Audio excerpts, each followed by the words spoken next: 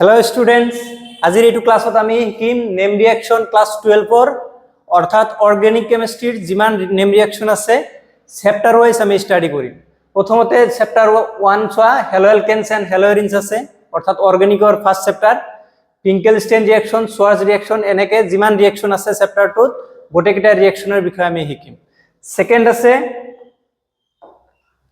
Alcohol ফিনলস and ইথাৰ্স এইটো চ্যাপ্টাৰৰ specially তিনটা reaction আছে গতিকে আমি এইটো চ্যাপ্টাৰ যেতিয়া স্টাডি কৰিম এই তিনটা ৰিঅ্যাকশনৰ বিষয়ে আমি ভালকে শিকিব লাগিব কাৰণ নেম ৰিঅ্যাকশনৰ পৰা তোমালোকৰ যিকোনো কম্পিটিটিভ এক্সাম হওক বোৰ্ডৰ এক্সাম হওক এইবিলাক ৰিঅ্যাকশন আহে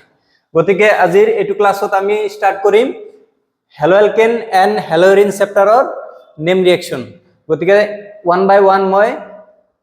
নেম ৰিঅ্যাকশন কেইটা শিকাম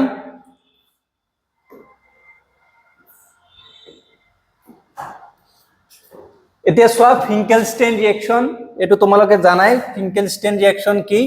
এটো আয়োডো অ্যালকেন বনোৱা এটা বিক্ৰিয়া অৰ্থাৎ এটা হেলো এলকেন যৌগক সোডিয়াম আয়োডাইড নামৰ বিকাৰক ব্যৱহাৰ কৰি আমি কি বনাব পাৰি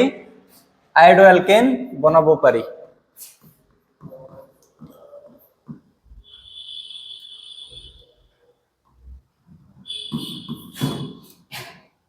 ইয়াতে এসিটনৰ উপস্থিতিত আমি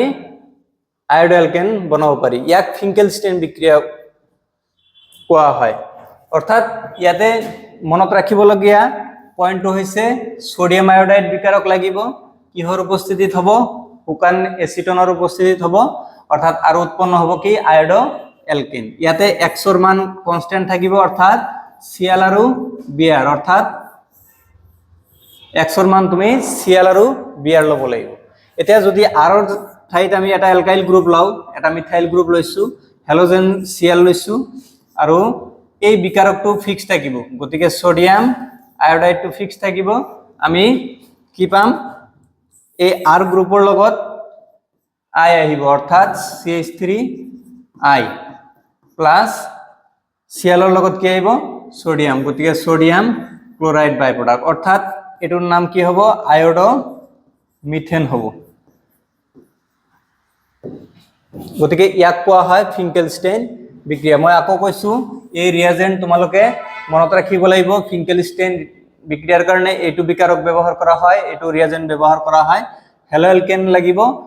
অৰ্থাৎ হেলো এলকেনৰ x টো কি হ'ব Cl আৰু Br হে হ'ব গতিকে এইটো হৈছে ফিঙ্কেলস্টাইন বিক্ৰিয়া আৰু তোমালোকে মনত ৰাখিবা হেলোজেন যত থাকিব এই বন্ডটো হে ব্ৰেক হ'ব অৰ্থাৎ এই r ৰ লগত r মানে হল মিথাইল ইথাইল এবিলাক গ্ৰুপ গতিকে ইয়াতে মিথাইল লোৱা হৈছে এই r গ্ৰুপৰ লগত কি আহিব ইয়াৰে আয়োডিন আহিব অৰ্থাৎ সোডিয়াম আয়োডাইডৰ আয়োডিন পাৰ্টটো ইয়াতে লগ লাগি আমি আয়োডো অ্যালকেন নামৰ হেলো এলকেন পাম তো এইটো হৈছে ফিঙ্কেলস্টাইন বিক্ৰিয়া ইয়াৰ পিছত আৰু এটা ঠিক একেই বিক্ৰিয়া যাৰ নাম সোয়াৰ্জ বিক্ৰিয়া গতিকে সোয়াৰ্জ বিক্ৰিয়াও হে একেই ধৰণৰ বিক্ৰিয়া হ্যালোজেন এক্সচেঞ্জ ৰিঅ্যাকশন বুলি কোৱা হয় হ্যালোজেন প্ৰতিস্থাপন বিক্ৰিয়া গতিকে এটা হেলো এলকেন লৈছো সিলভাৰ ফ্লোৰাইড এটো এটা বিকাৰক ব্যৱহাৰ কৰি আমি কি পাব পাৰি ফ্লোৰো এলকেন যৌগ বনাব পাৰি অৰ্থাৎ আমি কি পাম r ৰ লগত এবাৰ ফ্লোৰিন পাম প্লাস সিলভাৰ হ্যালাইড বাই প্ৰোডাক্ট হ'ব এটো ফ্লোৰো এলকেন আমি লাভ কৰিম অৰ্থাৎ সোয়াৰ্জ বিক্ৰিয়াত বিভিন্ন ধৰণৰ ৰিএজেন্ট আছে তাৰে এইটো এটা SbF3 এটো দিলেও হ'ব মার্কিউরাস ফ্লোরাইড এটো দিলেও হ'ব ইত্যাদি গতিকে আর জায়গা তোমালোকে কি চেঞ্জ কৰিবা আৰ মিথাইল গ্ৰুপ দি ইথাইল গ্ৰুপ দি এবিলাক গ্ৰুপ দি তোমালোকে R2 চেঞ্জ কৰি লবা ইয়াতেও ঠিক একেদৰে হেলোজেন হ'ব ক্লোৰিন আৰু ব্ৰোমিন এটো মনত ৰাখিবা তো তোমালোকে মনত ৰাখিব লাগিব এটো কোৱা হ'ব সোয়াৰ্জ বিক্ৰিয়াৰ বিকাৰক অৰ্থাৎ ৰিএজেন্ট বিকাৰক বুলি কোৱা হয় এই বিকাৰকটো তোমালোকে মনত ৰাখিব লাগিব ঠিক একেদৰে আগৰ বিক্ৰিয়াৰ দৰে এই বন্ডটো ব্ৰেক হ'ব R ৰ লগত এই F আহিব অৰ্থাৎ এটা হেলোজেন বেলেগ এটা হেলোজেনেৰ দ্বাৰা কি হব প্ৰতিস্থাপন বিক্ৰিয়া হব গতিকে আগৰটো হেলোজেন এক্সচেঞ্জ ৰিয়েকচন এইটো কি হব হেলোজেন এক্সচেঞ্জ ৰিয়েকচনে হব গতিকে সোয়াৰ্জ বিক্ৰিয়া আৰু ফিঙ্কেলস্টেইন বিক্ৰিয়া হৈ গল আমি নেক্সট বিক্ৰিয়াত যাম এটো হৈছে উৰ্জ বিক্ৰিয়া উৰ্জৰ বিক্ৰিয়াৰ নাম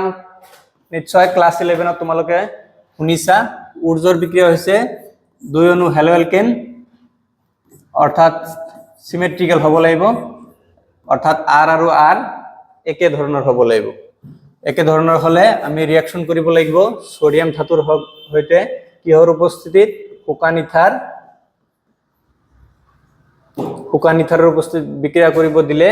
আমি এলকেন যৌগ পাম তো এটো এটা উৰ্জ ৰিঅ্যাকশন অৰ্থাৎ উৰ্জ ৰিঅ্যাকশনত দুই অণু কি লাগিব হেলোএলকেন লাগিব আৰু সোডিয়াম ধাতু শুকান ইথাৰৰ উপস্থিতিত বিক্ৰিয়া কৰিব দিলে আমি কি উৎপন্ন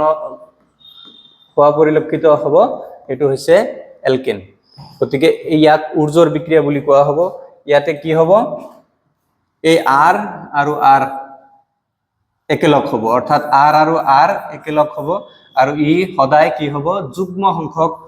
কার্বন বিশিষ্ট বিক্রিয়াজাত পদার্থ উৎপন্ন হ'ব যুগ্ম সংখ্যক কার্বন বিশিষ্ট বিক্রিয়াজাত পদার্থ উৎপন্ন হ'ব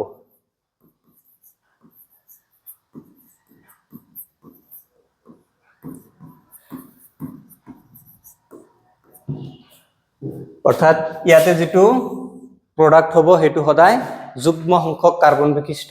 বিক্রিয়াজাত পদার্থ হ'ব এতে আৰৰ জায়গা ঠিক আগৰ বিক্ৰিয়াৰ দৰে যদি তোমালোকে মিথাইল ইথাইল এবিলাক বহাই ছোৱা তেতিয়া বিভিন্ন ধৰণৰ এলকেন উৎপন্ন হোৱা পৰিলক্ষিত হ'ব এটো কয় উৰ্জৰ বিক্ৰিয়া ইয়াৰ পিছত আৰু এটা নিম ৰিঅ্যাকশন আছে ফিটিক বিক্ৰিয়া এটো বিক্ৰিয়া আগৰ বিক্ৰিয়াৰ দৰে ফিটিক বিক্ৰিয়া এটা হেলোইৰিনৰ বিক্ৰিয়া তোমালোকে হেলোইৰিন পাইছা যিকোনো হেলোইৰিন অৰ্থাৎ হেলোইৰিন দুটা কি হ'ব লাগিব একেই হ'ব লাগিব দুটা দুই অণু হেলোইৰিন যৌগ ল'ব লাগিব সোডিয়াম ধাতুৰ হৈতে বিক্ৰিয়া হ'ব কিহৰ উপস্থিতিত শুকান ইথাৰৰ উপস্থিতিত শুকান ইথাৰৰ উপস্থিতিত বিক্ৰিয়া হলে বাইফিনাইল উৎপন্ন হ'ব অৰ্থাৎ এটা ফিনাইল বেলেগ এটা ফিনাইলৰ লগত লগ লাগি এনেকুৱা ধৰণৰ বাই বা ডাইফিনাইল উৎপন্ন হ'ব ইয়াক বাইফিনাইল বুলি কোৱা হয় আৰু সোডিয়াম হ্যালাইড বাই প্ৰোডাক্ট হ'ব তো বাইফিনাইল এটো হেলোইৰিনৰ পৰা আমি কি পালো বাইফিনাইল পালো এই বিক্ৰিয়া কি বলে ফিটিক বিক্ৰিয়া বুলি কোৱা হ'ব ক্লিয়াৰ আছে আচ্ছা আমি নেক্সট বিক্ৰিয়াত যাম তোমালোকে হেলোজেন চেঞ্জ কৰিব পাৰিবা ক্লোৰিন ফ্লোৰিন এবিলাক দি চেঞ্জ কৰিব পাৰিবা সিএলবিআৰ এবিলাক দি চেঞ্জ কৰিব পাৰিবা গতিকে আমি বিভিন্ন ধৰণৰ বাই বা ডাইফিনাইল যৌগ আমি ফিটিক বিক্রিয়াত পাম অর্থাৎ এই বিক্রিয়াটো কেনেকৈ হয় এই হেলোজেন তোমালোকে এই বান্ধনীটো ব্রেক কৰিবা আৰু এই হেলোইৰিনৰ এই ফিনাইল ৰিংটো এই ফিনাইল ৰিংত লগ লগাই দিলে এই হল ইয়াৰ পিছত আহিব উৰ্জ ফিটিক বিক্ৰিয়া অৰ্থাৎ উৰ্জ ফিটিক ৰিঅ্যাকশন উৰ্জত কি আছিল উৰ্জৰ বিক্ৰিয়া হল হেলোএলকেনৰ বিক্ৰিয়া আৰু ফিটিকৰ হল হেলোইৰিনৰ বিক্ৰিয়া গতিকে হেলোইৰিন এটা ল'ব লাগিব আৰু এক অণু হেলোএলকেন ল'ব লাগিব ঠিক সোডিয়াম ধাতুৰ হৈতে বিক্ৰিয়া কিহৰ উপস্থিতিত শুকান ইথাৰৰ উপস্থিতিত বিক্রিয়া হলে ঠিক হেলোজেনের আগত বন বান্ধনী কি হ'ব বিভঙ্গন হ'ব বা ব্রেক হ'ব আমি কি পাম এলকাইল বেনজিন পাম এটুক কয় এলকাইল বেনজিন বা এলকাইল এরিন বুলিও কোৱা হয়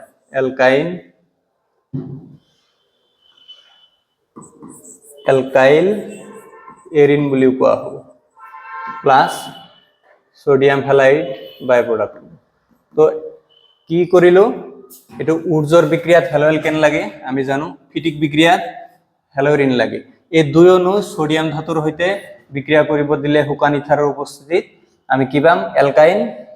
বেনজিন পাম, এলকাইল বেনজিন পাম বা এলকাইল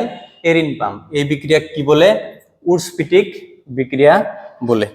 তো এইখিনিতে আমি নেক্সট বিক্রিয়াত চাও সেনমিয়ার বিক্রিয়া। সেনমিয়ার বিক্রিয়াটা ইম্পর্টেন্ট হেলোএলকেন আৰু হেলোইৰিন চেপ্টাৰৰ পৰা সেনমিয়াৰ ৰিয়েকশনৰ ওপৰত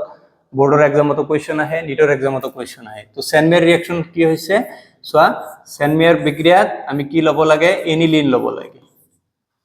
এনিলিনক নাইট্রাস এসিড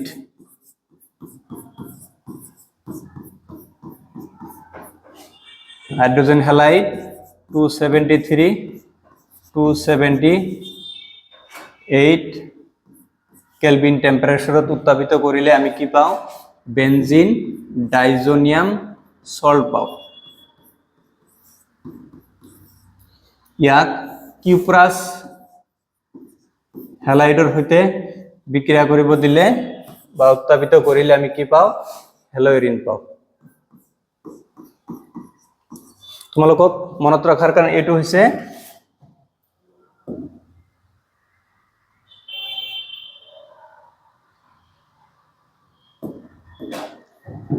সেনমিয়ার রিয়েকশন। সেনমিয়ার রিয়েকশনত কি হয়? এই দুটা নাইট্রোজেনের পরিবর্তে তোমালোকে মনত রাখিবা এই নাইট্রোজেন আৰু ইয়াৰে পৰা হেলোজেন, এই দুটা হাইড্রোজেনের পরিবর্তে এই দুটা পরমাণু তোমালোকে যদি ইয়াতে লৈ আহা তোমালোকে বেনজিন ডাইজোনিয়াম সল্ট পাবা। এটার নাম হল বেনজিন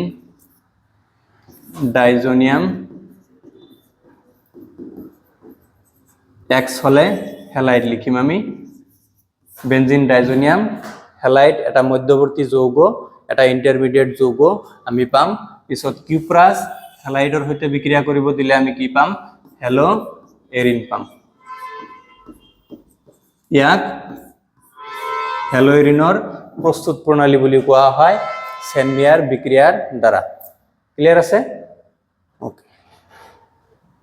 এইটো বিক্ৰিয়া আমি নেক্সট ক্লাছত আলোচনা কৰিম। এইটো হৈছে এলকহল ফিনলছ আৰু ইথাৰৰ পৰা। কাৰণ প্ৰথমতে তোমালোকক কৈছিলো যে আজি নেম ৰিয়েকশনৰ হেলোএলকেন এণ্ড হেলোইৰিন চেপ্টাৰটোৰ পৰা আমি কি কৰিম? নেম ৰিয়েকশন কেইটাহে আলোচনা কৰিম। অৰ্থাৎ আমি চেপ্টাৰ ওয়াইজ যদি নেম ৰিয়েকশন কেইটা ভালকে বুজি পাওঁ, ভালকে প্ৰেক্টিছ কৰোঁ, অৰ্গেনিক কেমিষ্ট্ৰিত বহুতখিনি মাৰ্কছ তোমালোকে ইজিলি পাই যাবা। তো থ্যাংক ইউ।